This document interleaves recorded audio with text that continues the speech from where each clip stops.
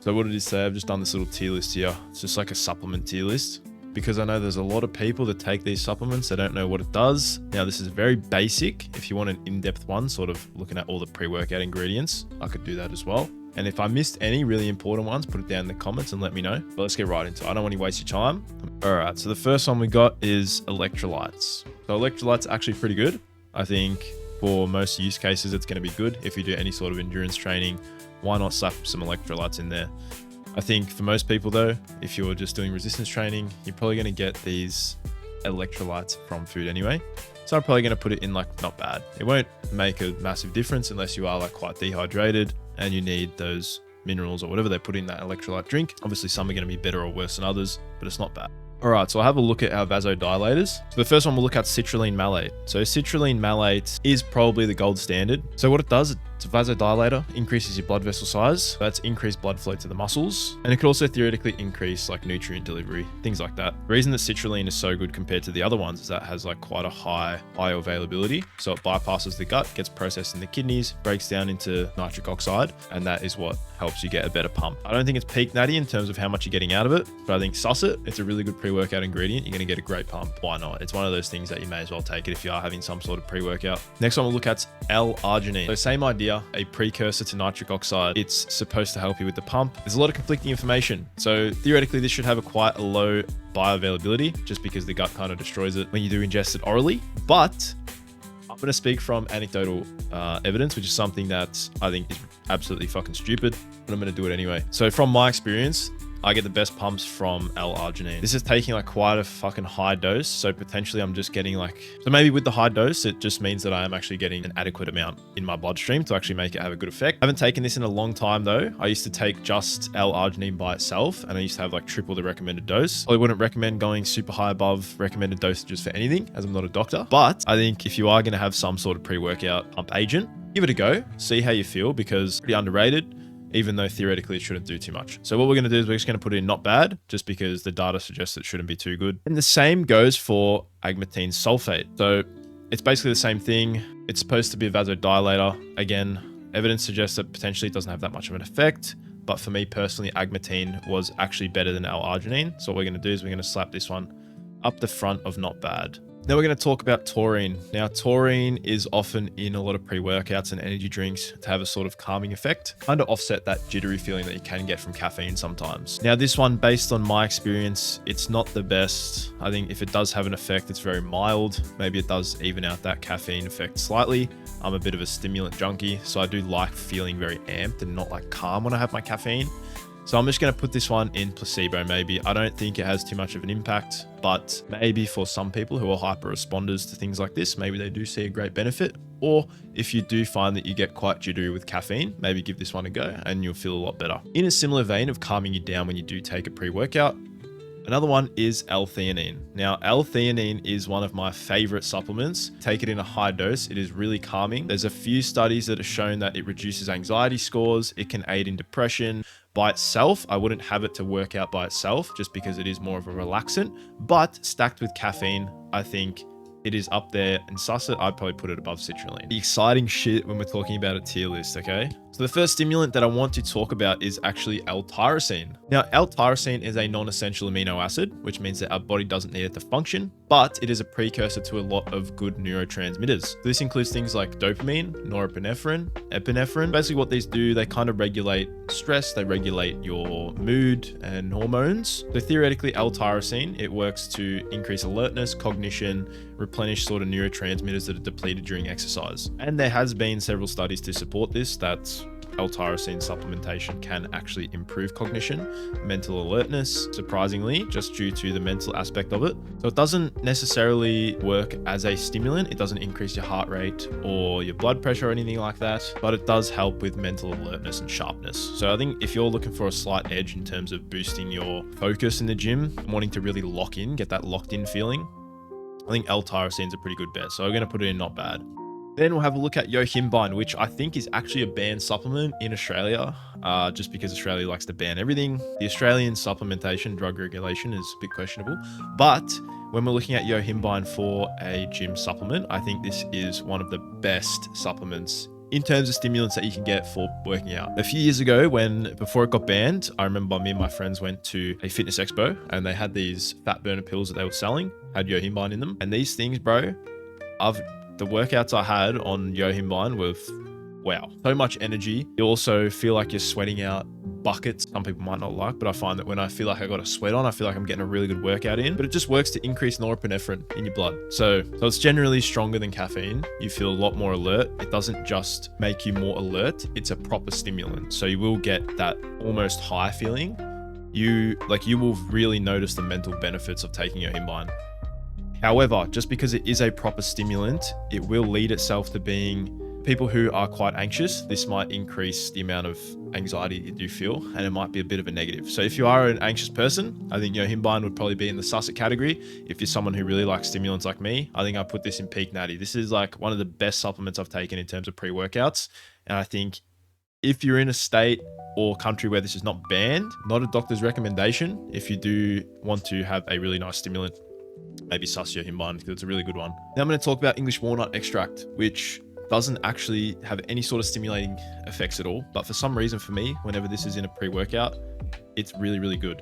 But just because it doesn't actually have any reported benefits in terms of the literature, we're just going to put it in placebo maybe. But if you can get a pre-workout with this in it, try it out. Let me know how you feel, because I find this works really well. All my pre-workouts that have English walnut in it are super fucking good. All right. So I always suss that one whenever I can see it. Any pre-workout that has English walnut in it, I love them. All right, then we're going to talk about caffeine. Caffeine, coffee, whatever form you want to take it in. It's peak Natty. Caffeine is the best stimulant. Although for some people it is very addictive and you can form a very large dependency on it, I think for me, someone who has like maybe 2 or 3 cups of coffee a day, this is the best supplement I can take. I feel so good with caffeine. Even when I take 6 months completely off having caffeine, which I have in the past, I still find that I don't have that mental clarity. I don't have that energy, that kind of go-getter attitude that I do have when I have caffeine. So I think caffeine is probably like the best supplement for training. So I'd even put that above Yohimin in terms of a pre-workout. You have like 300 milligrams of caffeine before you train. Bang. Bob's your uncle, mate. Best shit ever. Also has effects on muscle contraction and being able to lift heavier just due to the amount of arousal that you do get. So feeling more alert, it will lead into being able to lift heavier and enduring more fatigue. Then we'll have a look at our nootropics. So I've only got a few nootropics in here for today. I didn't want to go too crazy. I think about doing a proper video on nootropics and what they do, how you feel in terms of their effects. So the first one I'll look at is one of the more popular ones. So it's called Lion's Mane. And what this does is it sort of meant to promote a bit of brain growth, so neurogenesis and brain plasticity. So this should improve cognition, memory, concentration, these things. Now, for me, having taken this for an extended period of time, I did a bit of experimentation with nootropics. And I think that Lion's Mane, I felt really good when I took Lion's Mane. But the problem was when I had it for a few days in a row, is that I found I got a really bad headache. So I think for me personally, placebo maybe. I think if you get no negative effects from it, maybe cycle it. So don't be taking this every day for an extended period of time, just because we don't have a lot of long-term research on Lion's Mane and what it can do in terms of brain chemistry, things like that. If you find that this is a really effective supplement, potentially it's a good one. So I'll put in placebo maybe in the middle between like not bad and placebo. For me, maybe placebo. Next, another nootropic that people like to toss around as a sort of test booster or a godlike supplement. You know, I think the wave is kind of gone now, but there was maybe a year ago or so, year and a half ago, we had this wave of people on TikTok and Instagram talking about how good ashwagandha was and the effects of ashwagandha. So I think the most prevalent thing that people notice is this great reducing stress when you do take ashwagandha. And acutely, I think that this is potentially a great thing. I think that if we are acutely reducing stress, maybe in high times of stress, no worries, it's probably all right to take a supplement, reduce our cortisol, feel a bit better about ourselves. But I think the problem comes when people are taking this chronically and we do get that sort of apathy feeling where you don't really care about anything.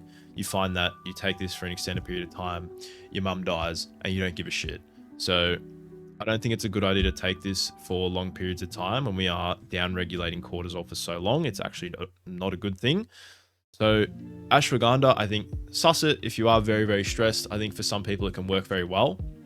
However, it does have a lot of negative side effects if you are taking it long term. So for that reason, can't go in peak Natty. Next, we'll look at a classic test booster. I'm just going to put this straight in Bennett's. A lot of these test boosters have absolutely no clinical backing at all. They probably don't even test. They probably don't even raise tests at all. And the shit that they're putting in it, I mean, no one really knows. It's often an unregulated market. These supplements could just be some random shit, you know, things like testosterone. Unless there's some magical test booster out there I haven't heard of, just bin it. Don't take this shit. It's not going to work. If you do want a boost in test, the best things to do for yourself is make sure that you have all your vitamin levels in check. Make sure you're getting enough sunlight. Make sure you have enough vitamin D. Make sure you're drinking enough water.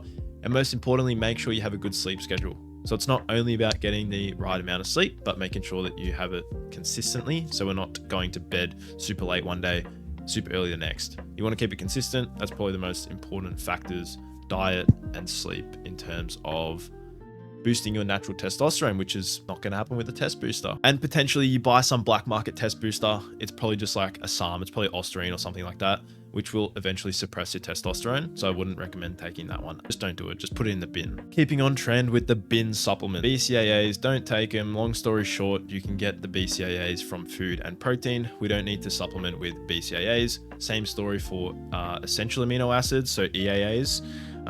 It's the same thing. You can get it from protein, and Whey Protein will give you all the amino acids you need.